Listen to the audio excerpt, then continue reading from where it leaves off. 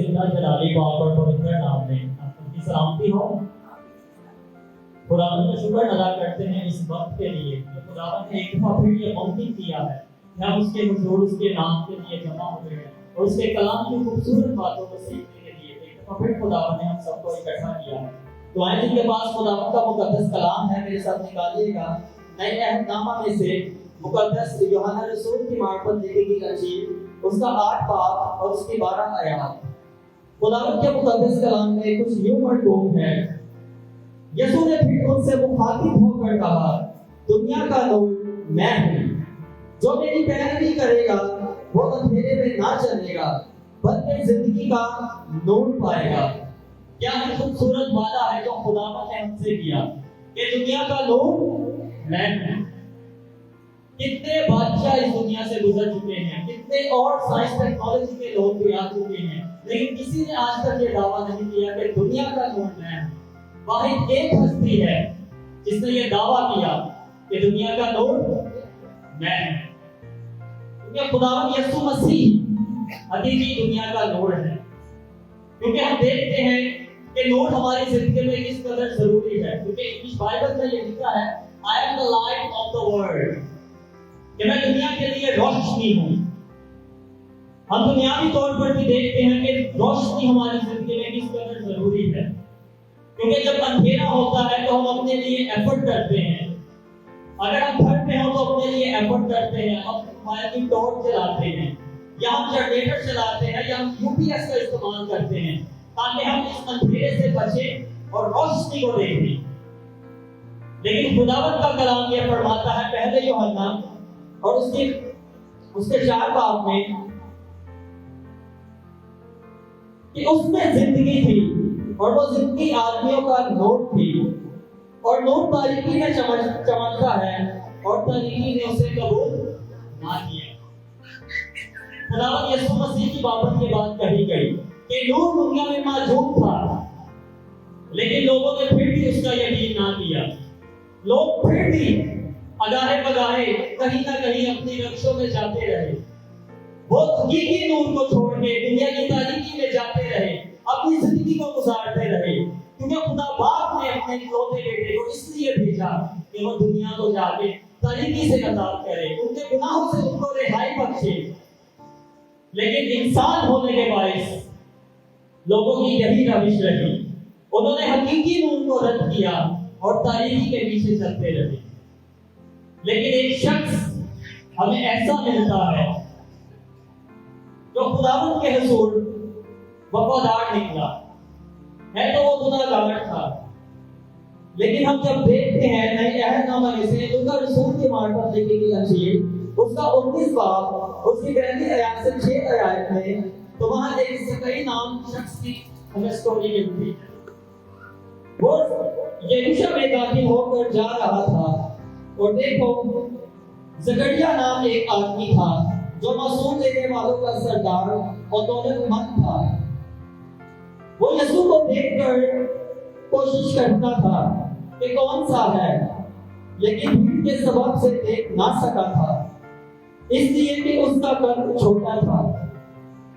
बस उसने देखने के लिए आगे दौड़कर एक प्लेग के दरख्त पर चढ़ गया, क्योंकि उसी राह से जाने को था। जब यीशु उस जगह पहुंचा तो ऊपर निगाह करके उससे कहा, ऐसे उतर आ, आज मुझे तेरे घर जाना जरूर है।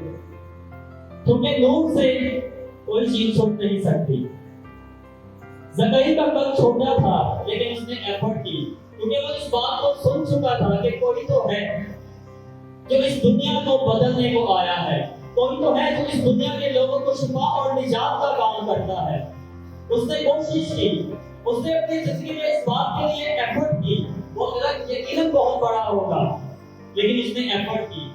वो भाग के गया और उसने उस दरख्त पर चढ़कर यीशु को देखने का उसके इंतजार था, यीशु मसीह का मुंतजर था। जब यीशु मसीह उस राह पे आए तो नूर ने जब उसको देखा तो कहा, ऐ ज़करी नीचे उतर आ, क्योंकि मुझे आज तेरे घर जाना जरूर है। तो उसके आगे आयत में लिखा है कि वो जब उतर आया उसने खुशी से उसे अपने घर ले गया। क्योंकि हम खुदावंद यीशु मसीह को पुकारते तो हैं, उसको अपने हुजूर मांगते तो हैं, उसके रूह कुदस को हम चाहते तो हैं, लेकिन जब वो हमारे दरमियान उतरता है, जब वो हमारे पुकारने पर हमारे पास आता है, तो हम खुशी से कबूल ही नहीं करते। हम उसे अपने साथ लेकर जाने की कोशिश नहीं करते। लेकिन ये मासूम लेने वाला जो यीशु को देखकर इस कदर खुश हुआ और खुशी से अपने घर यीशु को लेकर गया, और जब वो यीशु को अपने घर यीशु के शागिर्दों के साथ लेकर गया, तो उसने देखा कि नूर, जो नूरे आफताब है, जो नूरे आफताब की सदाकत है, जब उसने उसको देखा तो खुदा के बातों ने उसके अंदर काम किया, और उसका बदन, उसका ज़हन, उसकी सोच खुदा के बातों ने बदली, और उसने कहा कि ऐ मालिक, ऐ खुदावंद, मैं आज ही अपनी कमाई का 10% गरीबों को दूंगा। हालेलुया। ये है हमारे खुदावंद की कुदरत। जब वो किसी जगह पे जाते हैं तो उसके नाम से दिल बदलते हैं, सोचें बदलती हैं, ख्यालात बदलते हैं। तो यीशु ने क्या कहा उसे? अपने शागिर्दों से यीशु ने कहा कि आज इस घर में निजात आई है, आज इस घर में निजात आई है, क्योंकि उसने ईमान से खुदावंद को अपना निजात दहिंदा कबूल किया। उसने ये जान लिया कि जो यहाँ मौजूद है वो हकीकी नूर है। इसके सिवा दुनिया में और कोई दूसरी ताकत नहीं जो हमें नूर जैसी रोशनी दे सकती है। और फिर जब हम आगे देखते हैं, और उसकी यूहन्ना पहला बाब उसकी 2 और 9 आयत में लिखा है कि हम दावे तो करते हैं कि हम नूर में जिंदगी गुजार रहे हैं, हम खिदमत कर रहे हैं, हम बहुत से ऐसे काम भी करते हैं जो हम लोगों को बताने के लिए और जताने के लिए करते हैं कि हम नूर में अपनी जिंदगी गुजार रहे हैं। लेकिन कलाम बताता है, कलाम का ये फैसला है कि अगर तू अपने भाई से अदावत रखता है तो तू तारीकी में, तू नूर में नहीं है। आज हम अपने घरों में तारीकी को महसूस नहीं करते, हम अपने अगाहे बगाहे तारीकी के लोगों को महसूस करते हैं और देखते भी हैं, लेकिन उनके लिए एफर्ट नहीं करते।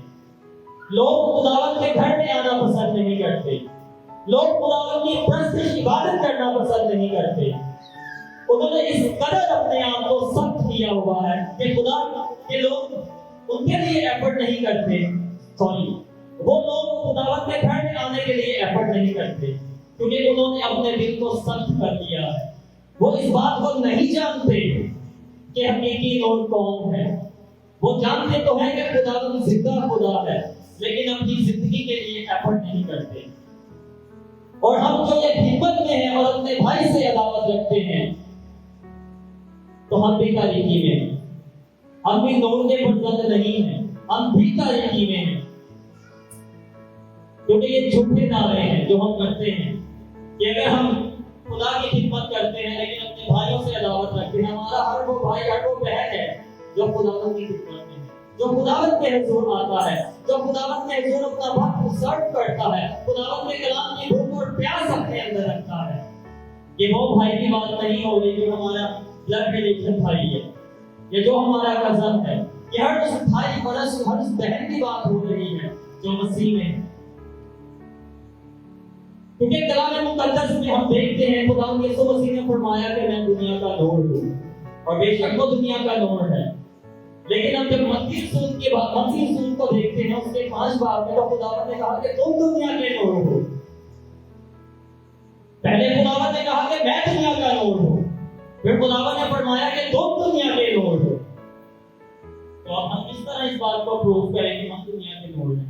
हम तो अपने भाइयों से अदावत रखते हैं, हम तो अपने एक खिदमत गुजारों से नफरत करते हैं, हम तो उनसे मोहब्बत नहीं करते। हम कैसे खुदावंद को ये साबित करें कि हम दुनिया के नूर हैं? हम कैसे बता सकते हैं, साबित कर सकते हैं कि हम दुनिया के नूर हैं?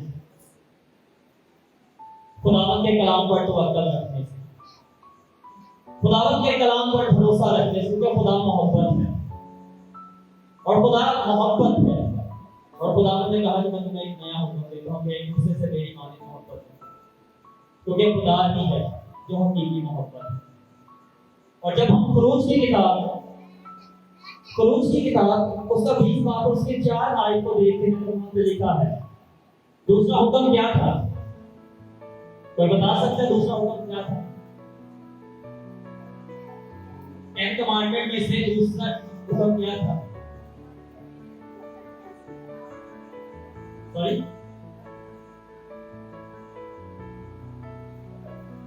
ये नहीं। खुदावंद के कलाम में लिखा है कि तू अपने लिए कोई तराशी हुई मूरत ना बनाना। लेकिन हम रखते हैं, तारीकी के फर्जात हैं, लेकिन खुद को नूर में समझते हैं, खुद को ये साबित करना चाहते हैं कि हम नूर के फर्जात हैं। लेकिन हमने तो अपने लिए तराशी हुई मूर्तें भी बनाई हुई, हमने तो बहुत सारी चीजों को अपना महबूब माना हुआ है। लेकिन कलाम फरमाता है कि तू अपने लिए कोई तराशी हुई मूरत ना बना और सिर्फ खुदावंद वाहिद ही को सिजदा करना। इसी तरह हम इस पुराने अहदनामा में जब हम दानियल की किताब को देखते हैं तो वहां पे हमें एक बादशाह मिलता है। आप सब जानते हैं नबूकदनेस्सर को कौन कौन जानता है? नबूकदनेस्सर बादशाह। तो यकीनन हम सब उनकी स्टोरी से वाकिफ होंगे।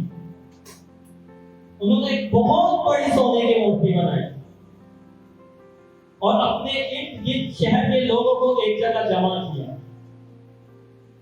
और अपने सिपाहियों को, जो उनकी मैनेजमेंट की टीम थी, उनसे कहा कि जो इसे सिजदा ना करे उसको क्या करना है? उसको क्या करना है?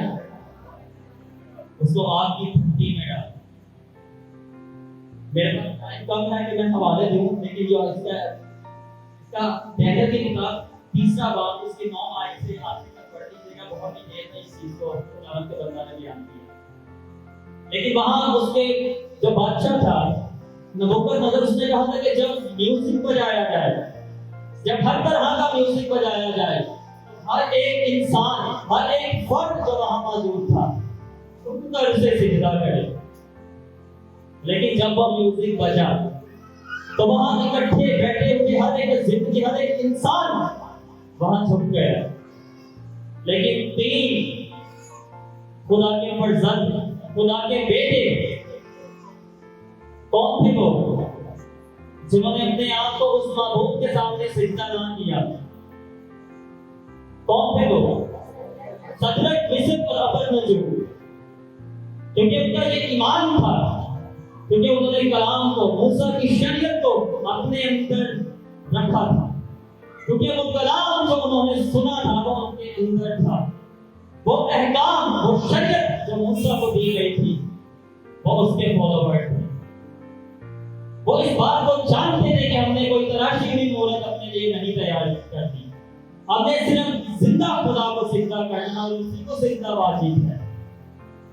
तो सिपाहियों ने जाकर उससे बादशाह से कहा कि ये 3 लोग सिजदा नहीं कर रहे। तो बादशाह बहुत गुस्से में आया, कहर में आकर उसने कहा कि इनको मेरे पास लाओ। वो बादशाह के पास सिपाही उन तीनों को लेकर गए और जब हम देखते हैं तो बादशाह ने उनसे बातचीत की और उनको वार्निंग भी दी कि अगर तुम सिजदा ना करोगे तो आपकी भट्टी में डाले जाओगे। उनको इस बात से वाजिया किया जा रहा है कि अगर तुमने सिजदा ना किया तो आज तुम गए, आज ही तुम इस आग की भट्टी में डाले जाओगे और तुम जलकर मर जाओगे। लेकिन उन्होंने कहा तो तुझे जो करना हम सिजदा नहीं करेंगे। तो बादशाह ने उनसे कहा कौन है? अगर हम इसकी वर्ष की देखते हैं तो इसकी वर्ष नंबर है 15 का दूसरा हिस्सा। अगर देखकर सजदा करे, सजदा ना करे तो उसी वक्त आग की भट्टी में जलाया, आग की भट्टी में डाला जाएगा। और कौन से माबूद तुमको मेरे हाथ से छुड़ाएगा? पहले तो उनको वार्निंग देता है कि अगर तुमने सिजदा नहीं किया तो तुम आज मर जाओगे, और फिर वो उनसे दावा करता है कि कौन है जो तुम्हें मेरे हाथों से बचा सकता है? कौन सी ऐसी हस्ती है जो तुम्हें मेरे गजब से बचा सकती है? कौन सी ऐसी पावर है जो मेरे हुजूर, मेरे सामने ठहर सकती है? मैं बादशाह हूं, मैं कौमों कबीलों का मालिक हूं, कौन मेरा सामना कर सकता है? लेकिन खुदावंद के बंदों ने बड़ी दलेरी से उससे कहा कि हम तेरी बात का जवाब तुझे जवाब देना भी मुनासिब नहीं समझते, क्योंकि हम जानते हैं हम जिस खुदा की इबादत करते हैं वो हमें आग की भट्टी से निकालने की कुदरत रखता है। जोरदार तालियां बजाएं ऐसे खुदा को तो हमें भट्टी का हर एक मानता है खुदा ने कुदरत रखता है इनके अंदर हलाक होने को क्यों ना हो। लेकिन बादशाह को ये सुनकर बहुत गुस्सा आया। फिर उसने कहा कि आग को 7 गुना तेज कर दो और इनके हाथ और पांव बांध दो और इनको आग की भट्टी में फेंक दो। जब उनको आग की भट्टी में फेंका गया तो क्या हुआ? कोई बता सकता क्या हुआ? कितने फेंके गए थे? नजर कितने आ रहे थे? कौन सी ऐसी चौथी हस्ती थी जो उनके दरमियान मौजूद थी? इब्राहिम, इसहाक और याकूब का, जिसका उन्होंने दावा किया था कि हमारा खुदावंद हमें आग की भट्टी से भी बचाने की कुदरत रखता है। हालेलुया! हमारा खुदावंद ऐसा है। खुदावंद गयूर खुदावंद है और वो गैरत वाला खुदावंद है। उसने अपने बंदों को देखा, जब उसके बंदे उस आग में डाले गए तो वो उनके दरमियान मौजूद था। और सिपाही ये देखकर क्या कहते हैं कि ऐ बादशाह, फेंके तो 3 थे लेकिन नजर 4 आ रहे हैं और वो चलते फिरते नजर आ रहे हैं। वो कोई बैठे लेटे सोए गिरते हुए नजर नहीं, बल्कि चलते फिरते नजर आ रहे हैं। ये खुदावंद की कुदरत है। और उन्होंने कहा 3 के चेहरे तो नजर आ रहे हैं लेकिन चौथे का तो चेहरा ही अजीब है। उसके तो चेहरे में नूर ही इतना है कि हम देख ही नहीं सकते। फिर बादशाह उस भट्टी के पास जाता है और सदरक, मिशक और अबदनजूर से कहता है, क्या कहता है उनसे? उनसे कहता है कि बाहर आज सदरक, मिशक और अबदनजूर आग की भट्टी से बाहर आओ और तुम किस खुदा की इबादत करते हो जो तुम्हें आग की भट्टी से भी बचाने की कुदरत रखता है। फिर बादशाह ने देखा, कलाम मुकद्दस में लिखा है कि फिर बादशाह ने दौलतमंद, अदालत वाले और मशीर को जमा किया। मशीर मशवरा देने वाला, उनको जमा किया और उन तीनों को देखा कि उनका तो एक बाल भी नहीं जला है, उनके तो जिस्म के हाथ भी नहीं जले थे और उनके जिस्म से जलने की बू भी नहीं आ रही थी। क्योंकि हम देखते हैं और महसूस करते हैं कि किसी भी चीज को जलाया है तो उसकी एक महक होती है, उसकी एक अजीब फ्रेग्रेंस होती है। किसी भी आग की खुशबू को अगर महसूस करें तो हर तरह की फ्रेग्रेंस डिफरेंट होती है आग की, लेकिन उनके पास से कोई बू भी नहीं आ रही है। तो फिर ये बादशाह जिसका ये दावा था कि मेरी मूर्ति को सिजदा करो, मेरी बनाई गई मूर्ति को सिजदा करो, वो खुद इस बात का इकरार करता है और ऐलान करता है कि ऐ सदरक, मिशक और अबदनजूर का खुदा मुबारक खुदा। हालेलुया! हमारा खुदावंद मुबारक खुदा है, क्योंकि हमने अभी प्रस्तुति में गाया है कि कोई ठहर ना सके यीशु नाम पे आके, हर घुट ना झुके यीशु नाम पे आके। कौन सी ऐसी हस्ती थी जो खुदावंद के सामने खड़ी रहती? कौन सी ऐसी ताकत थी जो खुदावंद का मुकाबला कर सकती? कौन सी ऐसी कुव्वत थी जो नूर के सामने ठहर सकती? क्योंकि हकीकी नूर खुदावंद है, हकीकी जिंदगी हमारे खुदावंद के पास है।